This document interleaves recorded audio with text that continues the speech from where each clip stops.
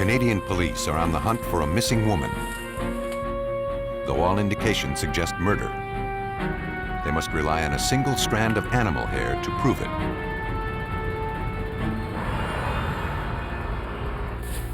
When an Ohio woman vanishes, suspicions swirl around her husband. What police lack is hard evidence. In Missouri, a man is found brutally murdered. Doesn't look like it. To catch his killer, police must piece together his final minutes. Sometimes, the murder suspect is immediately apparent, but the proof remains elusive. When there are no witnesses to speak for a victim, forensic scientists must transform the smallest clue into a material witness.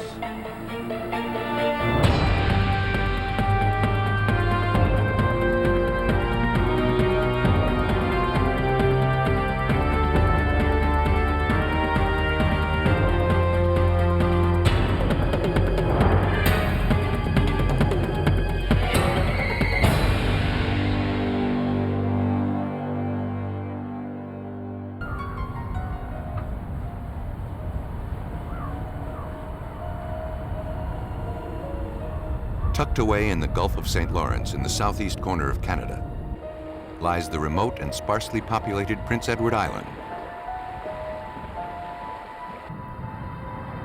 On October 7th, 1994, the Royal Canadian Mounted Police, or RCMP, responded to a complaint about an abandoned vehicle found on private property. When the constable arrived, he discovered the car resting a few hundred yards off a private road. No tags were present. 41 to base. A check on the vehicle identification number revealed it was registered to a woman named Shirley Duguay. Number IG4, AB69. Police arranged to have the vehicle impounded and then began trying to track down the owner. But when the woman failed to return their calls, detectives decided to go to her address. There, they were met by Shirley Duguay's father and her children's babysitter. The news of the abandoned car concerned them. Shirley, they said, had not been heard from in some time. The babysitter said that she last saw the 32-year-old mother of 5 4 days earlier. Shirley was leaving to run some errands. She never mentioned where she was going. She said goodbye and promised to be back in a few hours. For RCMP Inspector Alphonse McNeil, the story had raised a troubling question. We wondered why they didn't report her missing. They said that they were concerned that an ex-common law spouse by the name of Douglas Beamish, who she had had the three young children with, would end up getting the children if social services found out that she was missing or gone. So they tried to hold back that information as long as they could, hoping that they would find her. For investigators, the time for waiting was over. Fearing that harm may have come to Shirley Duguay, police processed her abandoned vehicle for clues. What they found was not encouraging. Dozens of tiny reddish-brown stains tested positive for human blood. And barely visible blood-stain patterns found on the windshield and larger ones on the seats were consistent with having been caused by someone being punched or bludgeoned. There was blood in the vehicle. Shirley Duguay had been missing for 4 days, so we were concerned that Shirley Duguay had met some form of demise in that vehicle. Investigators returned to the area where the abandoned car had been found.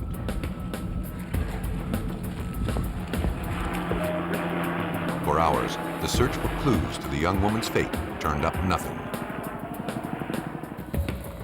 Then, 500 meters from where the car was discovered, investigators found something.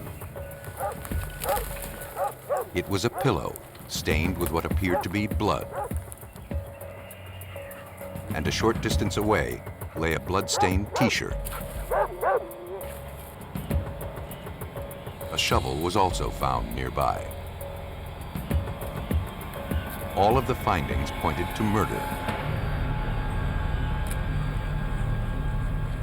And the shovel led police to believe that Shirley had likely been buried somewhere close by. But a thorough search failed to produce the victim's body.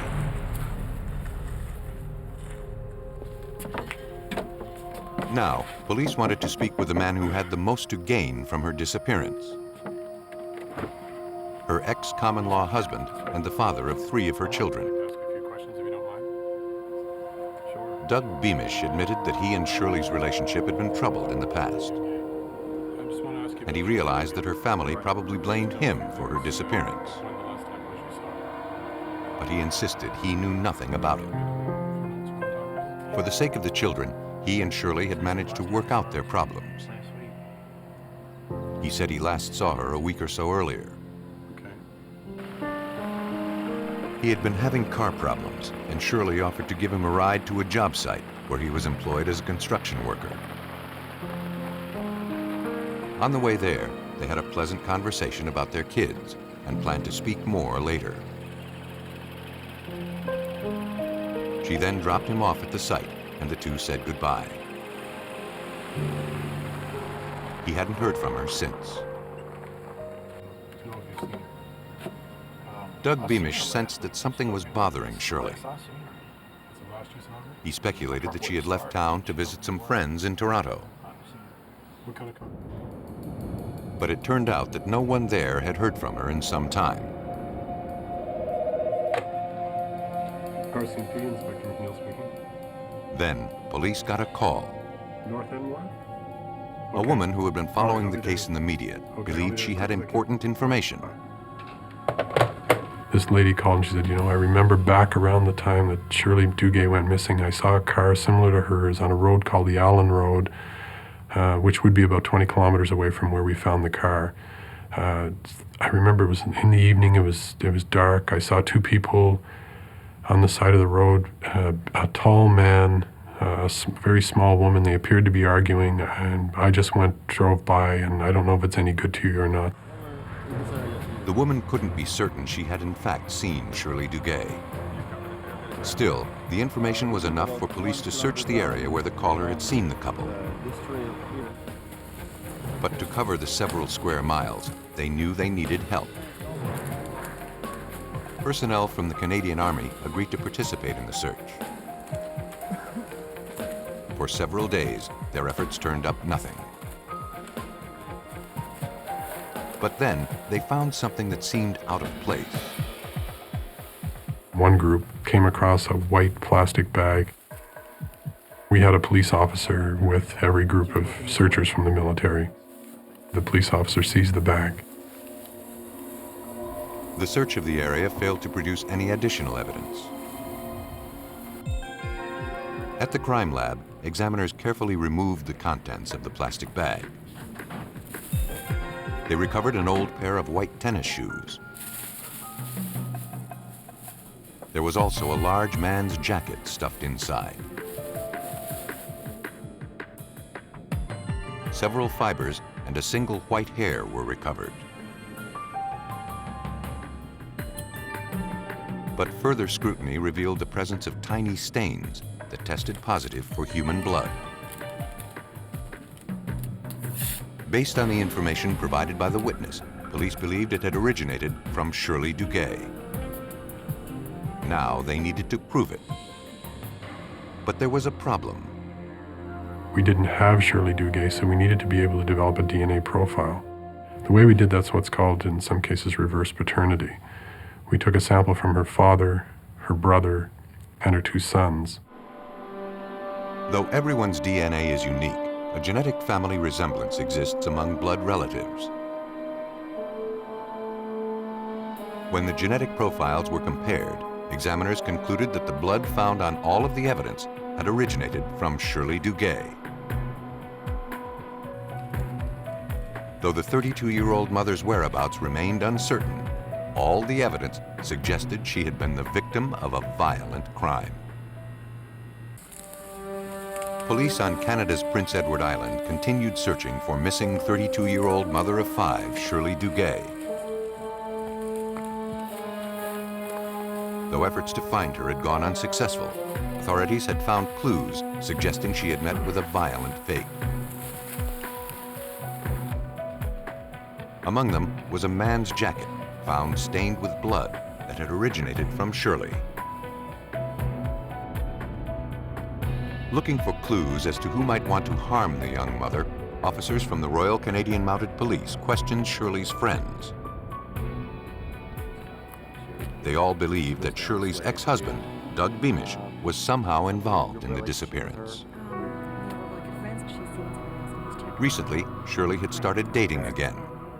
That had enraged her possessive and jealous ex-husband. And Doug Beamish had a history of violence.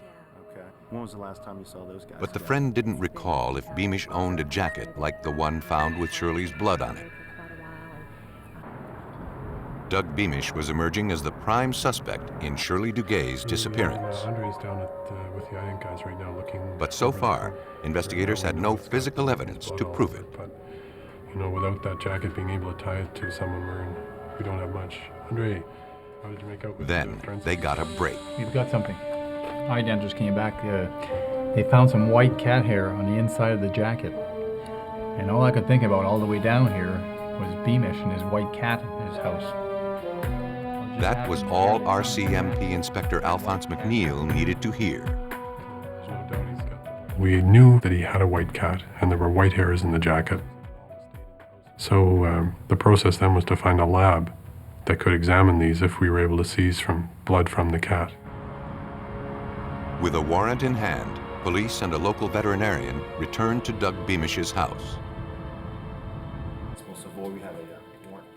The suspect continued to deny any involvement in Shirley's disappearance and claimed that he didn't own a jacket like the one stained with her blood.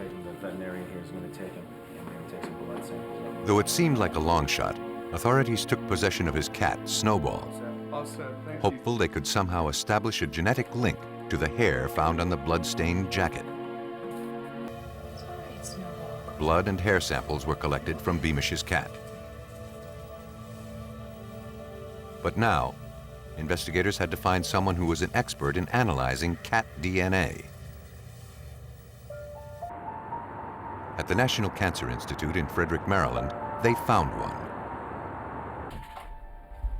There, biologist Dr. Stephen O'Brien has looked to the feline genetic code for help in medical research. When contacted, he agreed to help Canadian police. But Dr. O'Brien and his team never imagined that by cracking the feline genetic code, they might also help crack a baffling criminal case. The request to match a cat's DNA was unique in medical and legal history. First, examiners generated a genetic profile of the white hair pulled from the bloody jacket.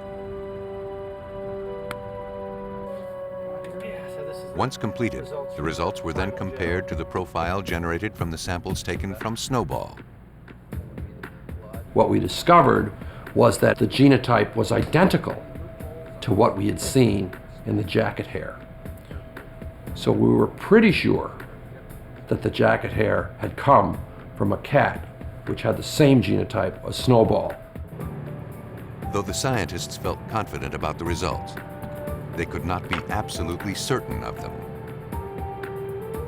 It was possible that the few thousand cats roaming on the isolated Prince Edward Island shared a common ancestry. To find out, biologists needed to generate more DNA profiles of other cats on the island. We had to determine what the status of the population was so that we could make the calculation of how likely it was that we were wrong in pronouncing a match. Examiners went to work developing the genetic profiles of 20 randomly selected cats on the island. When O'Brien compared the results, he found that none shared a DNA signature similar to Snowball's. In fact, the odds that the hair found on the jacket had not come from Beamish's cat were 45 million to 1.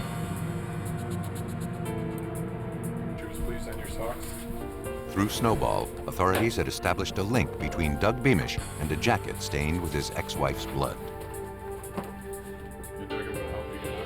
But Inspector Alphonse McNeil wasn't satisfied. Step out 1 foot at a time. Next, he obtained a warrant to collect impressions of the suspect's feet. Good. Step out 1 foot at a time. Now, he hoped to tie the suspect to the pair of white running shoes found with the jacket. We thought, well, if we can put those running shoes on the feet of Douglas Beamish somehow, that would be pretty solid evidence besides his cat.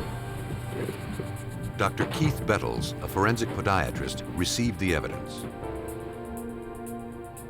He began by creating plaster casts of the suspect's feet in order to reveal all of the unique characteristics. People's feet are unique because we walk on them all the time. We have lots of different stresses, lots of different forces on our feet. Feet are practically as individual as fingerprints. The casts of Beamish's feet lined up perfectly with all of the wear patterns observed on the insoles of the white shoes. A single strand of cat hair and a discarded pair of shoes had given investigators the evidence they needed to implicate Doug Beamish in the disappearance of his ex-common-law wife. It was right down there. Then, 7 months after Shirley Duguay went missing, badly decomposed human remains were discovered buried in a remote wooded area. Dental records later confirmed that the victim was Shirley Duguay. And the medical examiner classified her death as a homicide. A short while later, Douglas Beamish was placed under arrest and charged with first-degree murder. Investigators believe that Beamish couldn't handle Shirley Duguay dating other men.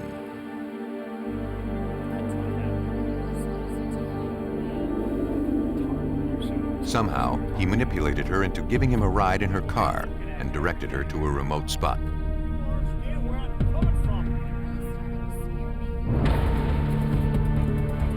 Once there, he beat his ex-common-law wife to death.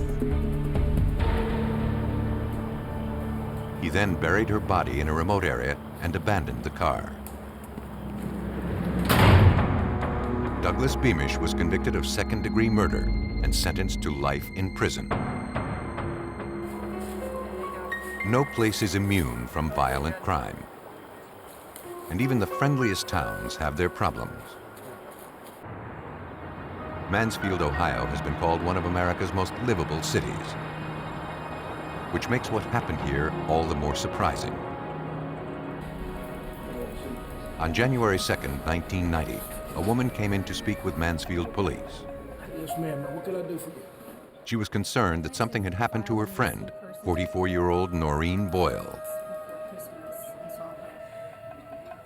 When she last saw her friend a few days earlier, Noreen was shaken and visibly upset. Her marriage of more than 22 years was falling apart. And not only was her husband moving nearly 200 miles away to Erie, Pennsylvania, but he would likely take the couple's 2 children with him.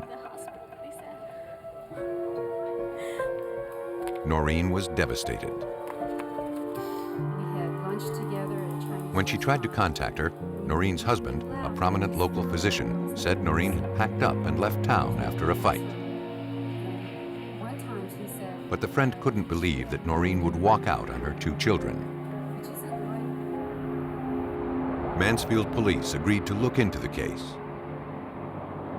And their first step was to question Noreen's husband, Dr. John Boyle. When Lieutenant David Messmore arrived at the residence, he learned that John Boyle was out of town. Please have a seat and make yourself. May I offer you a... John Boyle's mother explained that he had driven to Erie, Pennsylvania a few days earlier, where he was opening up his new medical practice. He was due back later that evening. She just stormed out. When questioned, she said that Noreen walked out on the family a few days earlier, and she was watching the couple's children until her son John returned home. Excuse me. me. I believe I The woman excused herself to check on the Boyles' baby daughter. Then, the couple's son approached the detective. Something like this. My mom would never do something like this. He said he was afraid something bad had happened to his mother. But before he could explain, his grandmother returned. I'm really sorry. I have no more information. When she saw what was happening, she ended the interview and asked the detective to I leave. really have nothing more to tell you. I really need to have you leave. The encounter troubled police. He's from Mansfield. And Lieutenant Messmore couldn't ignore that Dr. Boyle had left town around the same time his wife was reported missing. I'm not sure where it's at. But he soon learned that the reason for the doctor's trip to Pennsylvania checked out. 755-972. He had been hired by a very large medical corporation in Erie, Pennsylvania. So he was basically traveling back and forth between Mansfield and Erie for some period of time. But where was Noreen Boyle? Later that evening, Detective Messmore returned to the residence. His visit had been anticipated. Dr. Boyle's lawyer answered the door. Charlie. You represent Dr. Boyle? I do. Oh, okay. Is he home right now? Well, His client had in fact returned home from Pennsylvania. be aware they're going through divorce. But because of the strain caused by the impending divorce, Dr. Boyle did not wish to discuss Noreen with police. All right, well, I'll get with you later. It wasn't the response investigators expected. I was somewhat stunned that in the event of a missing person in your family, you would hire an attorney to represent you when there's no accusations or even any allegations of wrongdoing or even criminal matters involving the family. So that was certainly a very unusual situation. I was not the only nurse. To find out what Dr. Boyle might be trying to hide, police questioned his friends and co-workers. Just recently began. Started coming more frequently. Professionally, all agreed Dr. Boyle had an impeccable reputation. But personally, he was known to be a womanizer and rumored to be involved in numerous affairs. In fact, one of his alleged mistresses was pregnant.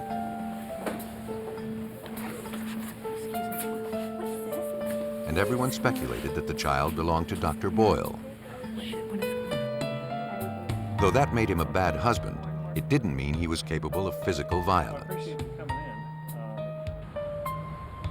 in. In fact, only one person seemed to believe otherwise, and that was the Boyle son. Concerned for the child's well-being, Lieutenant Messmore caught up with him after school. The child was eager to tell his story. He said that the night before his mom disappeared, the sound of his parents arguing outside his bedroom woke him up. I heard a big thump on the wall. He heard a loud And my thud, dad came, and then there was slowly in the room, silence. checking if I was sleeping. A few seconds later, his dad peeked into his room. The boy was afraid and pretended to be asleep. The next morning, his mom was gone. His dad told him that she packed up and left, but he didn't believe his mom would leave without saying goodbye. Did you have a conversation with your dad at all? Though police had no evidence that a crime had been committed, they began to theorize that the noise heard by the child might have been the sound of his own mother being assaulted, or worse. That's very unusual. Police in Mansfield, Ohio continued their search for missing mother of two, Noreen Boyle. I heard a big thump on the wall. And now they theorized that her husband, Dr. John Boyle, was somehow involved. Though police had no hard evidence that a crime had taken place, they were able to obtain a warrant to search the Boyles' Ohio residence. Using luminol, a chemical that reacts to the proteins found in blood, technicians began scouring the house. but their efforts failed to turn up any evidence of a violent crime. Still, investigators persisted. To learn more, they contacted authorities in Erie, Pennsylvania, where Dr. Boyle was setting up his new medical practice. Hi, Mill Creek Township Police Department. Pennsylvania detectives tracked down a real estate agent there who had recently sold a house to Dr. Boyle and a pregnant woman who introduced herself as his wife. She recalled that Dr. Boyle was particularly interested in the home's concrete basement floor. He said he was eager to tear it up in order to build a playroom for his children. He offered to pay the asking price as long as he could take possession of the house immediately. The real estate agent turned over the sales agreement, which was signed by both the doctor and his wife. Pennsylvania authorities forwarded a copy to Mansfield Police Lieutenant David Messmore. In that copy, it was noted that Dr. Boyle signed it, and also an N. Sherry Boyle. And checking further into the background, it was quite obvious that Noreen's name was not Sherry for a middle name. Dr. Boyle had purchased the home with a woman pretending to be his wife. Investigators subpoenaed the suspect's most recent credit card statements. They learned that he had used his card to rent a jackhammer and to purchase indoor-outdoor carpeting and a load of concrete. Suddenly, all of the pieces were adding up. I had the feeling and very strong suspicion that the body would be in that location. Pennsylvania authorities issued a warrant to search the basement of Dr. Boyle's new home. Beneath some shelving and the indoor-outdoor carpeting, they found a badly poured patch of concrete. It was roughly the size of a makeshift grave. A crew was called in to dig up the concrete floor. After some time, they recognized the unmistakable smell of a decaying body. Then, a few feet down, they discovered a tarp. And inside were the badly decomposed remains of a human body. After carefully excavating the grave, the remains were transported to the medical examiner's office. A watch and other pieces of jewelry worn by the victim matched the description of those worn by Noreen Boyle. And dental records confirmed that the victim was, in fact, the 44-year-old mother of two. Noreen had been savagely murdered.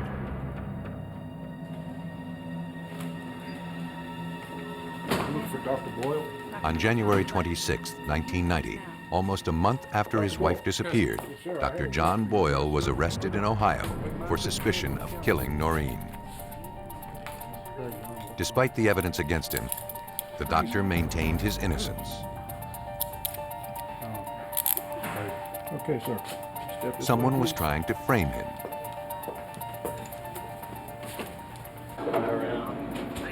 That seemed ridiculous to investigators. But to ensure a conviction, they needed an eyewitness or physical evidence directly linking him to the homicide.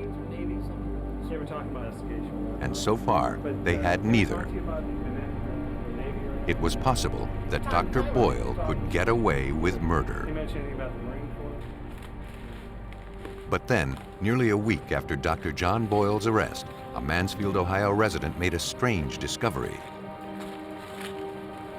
A pile of concrete had been dumped on the remote property. The field was nearly 200 miles away from where Noreen Boyle's body had been unearthed. But the man had followed the case in the media and thought there might be a connection. A crime scene technician was dispatched to the scene.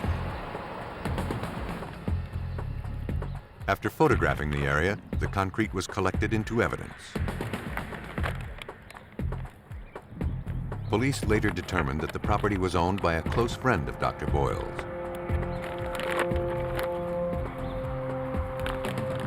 doctor had been there on numerous occasions. But to prove murder, police now needed to show that the concrete found in Ohio had originated in the suspect's Pennsylvania home. Police had found missing 44-year-old Noreen Boyle buried in the basement of her husband's new Pennsylvania home.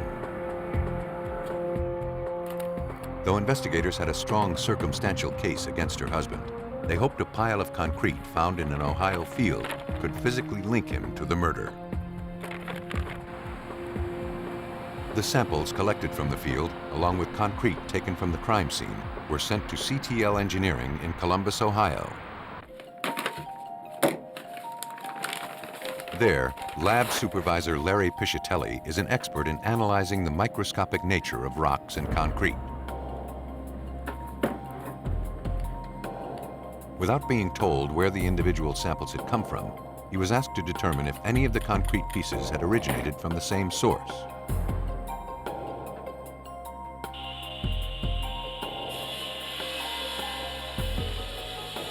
To analyze the internal structure of the concrete, the samples are cut into cross-sectional pieces using a diamond-tipped saw.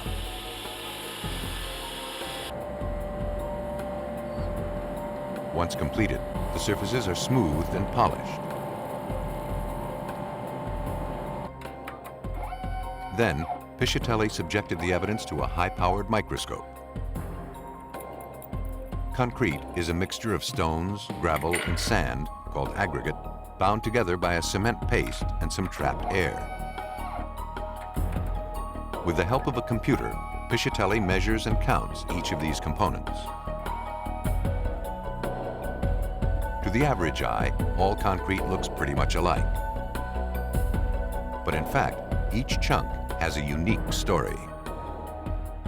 Each piece of concrete is usually different because the components vary slightly.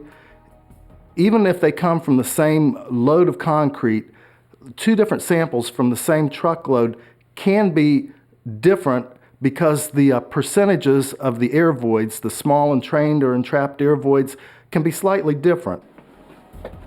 Piscitelli was unable to find significant similarities between most of the samples. But when he analyzed the results, he found that two of the pieces stood out from the rest. They shared the exact same number of unique components.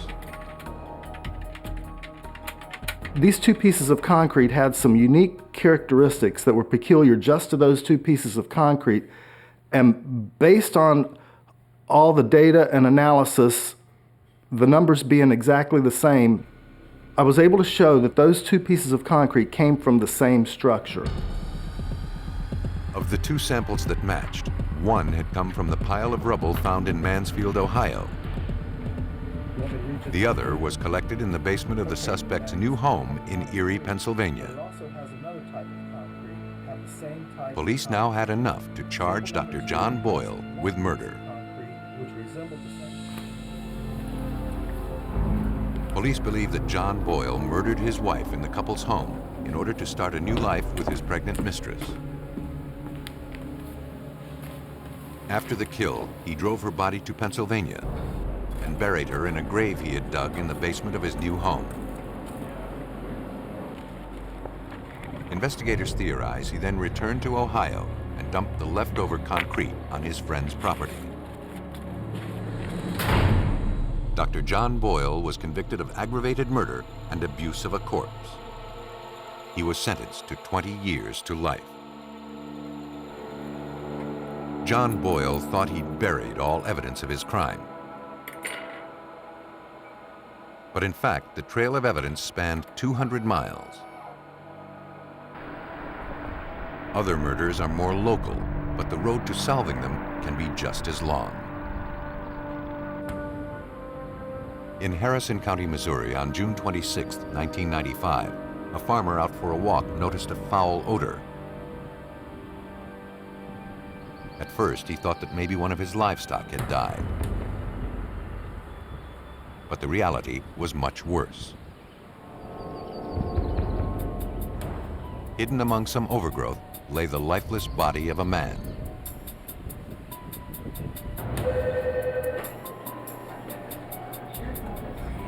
After receiving the 911 call, dispatchers contacted officers of the Major Case Squad, a group of law enforcement personnel from several neighboring jurisdictions. Bethany Police Chief George Martz was among the first to respond to the scene. We had no idea when we arrived who the victim was. There was no identification on the body that we were able to determine at that time. But the manner in which he died was clear. He had been shot several times. Police recovered an empty box of ammunition. And a few feet away, they found several spent shotgun shell casings. Then, Sheriff Greg Kuhn from the nearby Grundy County Sheriff's Department arrived at the location. He believed he recognized the victim as a local resident by the name of Al Pinniger. After I looked at the body, I felt that it might have been Al Pinniger, who I had dealt with in the past in Grundy County. Really couldn't tell for sure, but it just appeared to me that might be who it was. Unsure what was evidence and what was roadside trash, investigators collected numerous items scattered around the area. They found and collected a small plastic clock. On the back was torn adhesive with tiny synthetic fibers clinging to it. They also located a single strand of brown leather lying in the middle of the road. Police hoped that somewhere among the debris were clues that could explain this brutal murder. At autopsy, the medical examiner confirmed that the victim had died as a result of several 12-gauge shotgun blasts. He'd been shot twice in the back and once in the face. The victim's fingerprints were lifted and then passed on to Harrison County Police. Investigators requested Al Pinniger's fingerprint card, which was on file in Grundy County. When they compared those prints with the ones taken from the homicide victim, they found a perfect match. Now, detectives from the Major Case Squad had to figure out who wanted Al Pinniger dead. Major Case Squad. Soon, they got their first break. Okay, when did she report him missing? Police learned that the victim had been reported missing a few days before his body was discovered.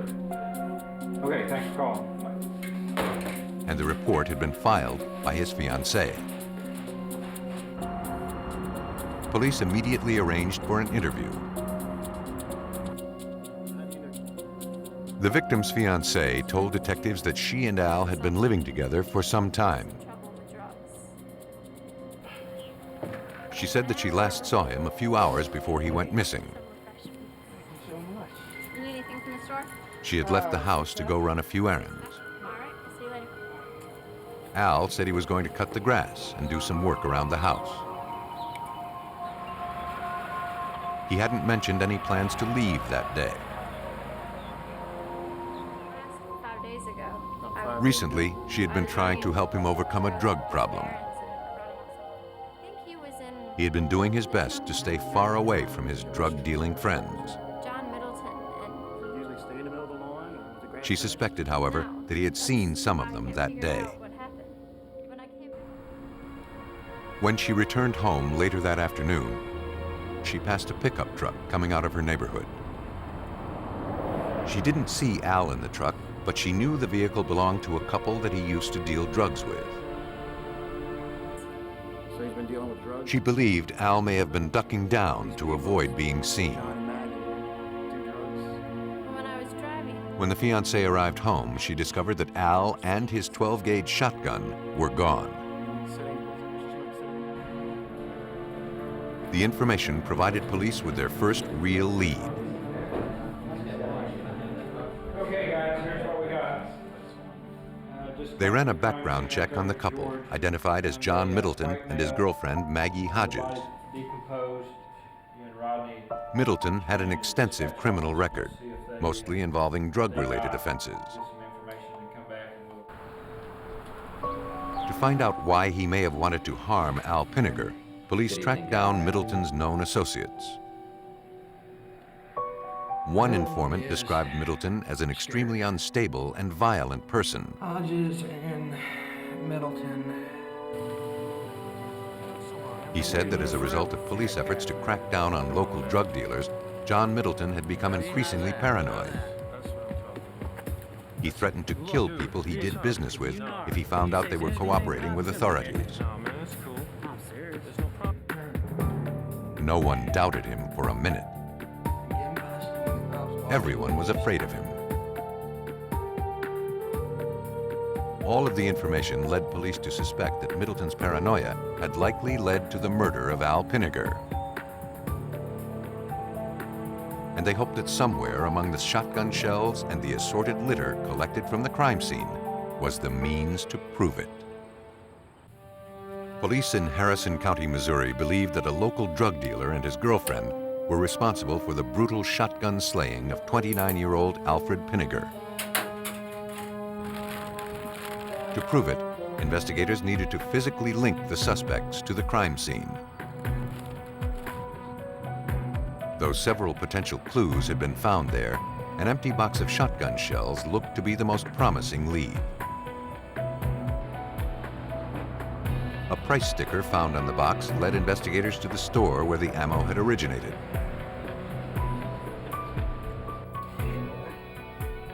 An employee there pulled recent sales records. According to receipts, several boxes of shells were bought on the day of the murder. The clerk recalled that two men and a woman had come in together to make the purchases. She also remembered something else.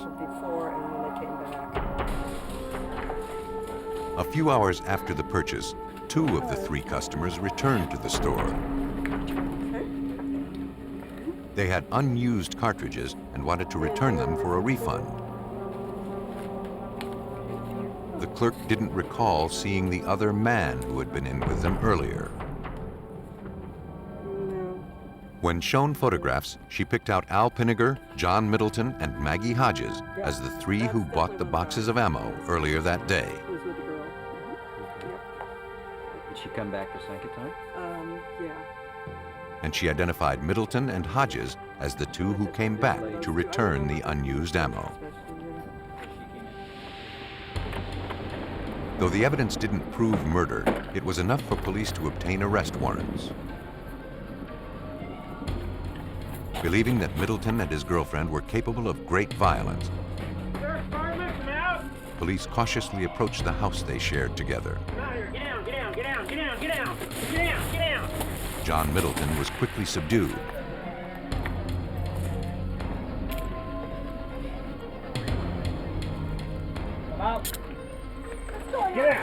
Moments later, Maggie Hodges was also taken into custody.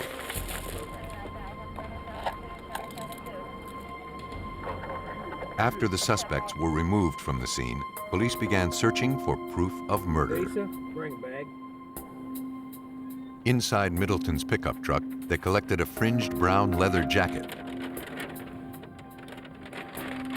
As the search continued, technicians found a potential clue. Bethany Police Chief George Martz.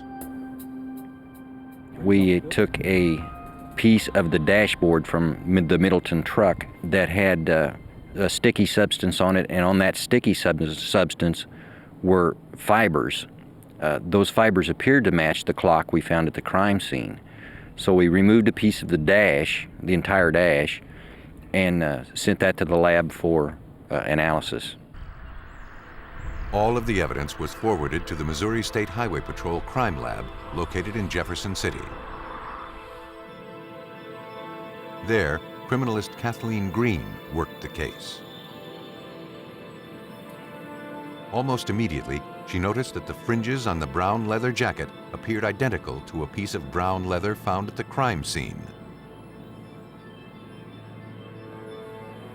I looked at the jacket.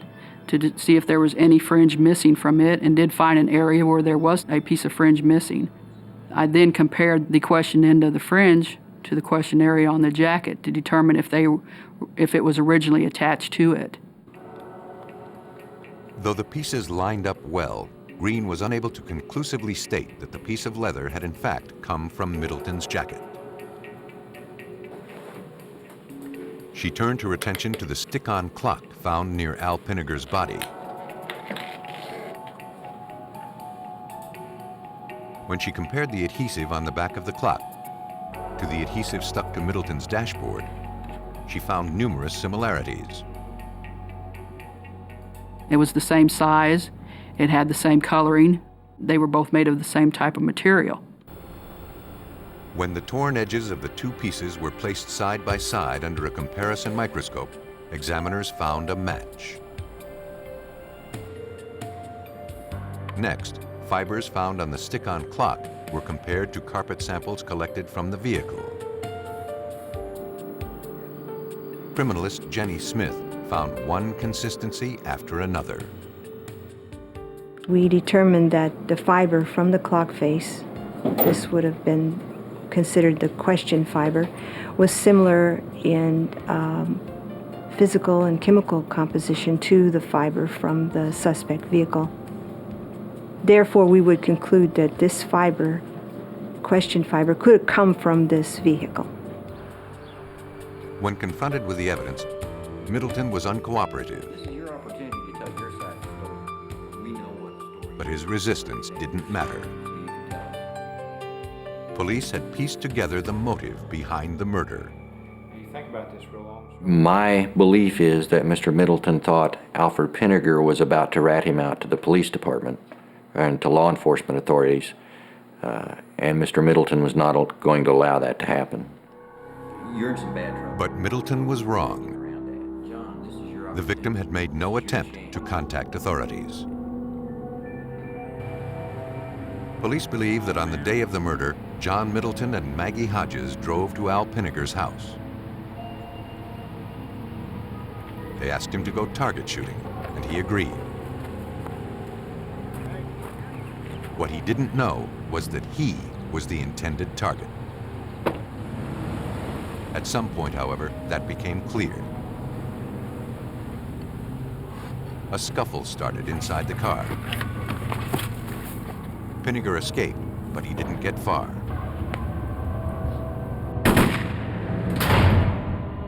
John Middleton was convicted of first-degree murder and sentenced to death. Maggie Hodges pled guilty and was sentenced to 50 years in prison. It takes motive and opportunity to commit a murder. And it takes hard evidence to solve one. When clues are few, forensics experts provide the know-how to turn the most ordinary object into a material witness.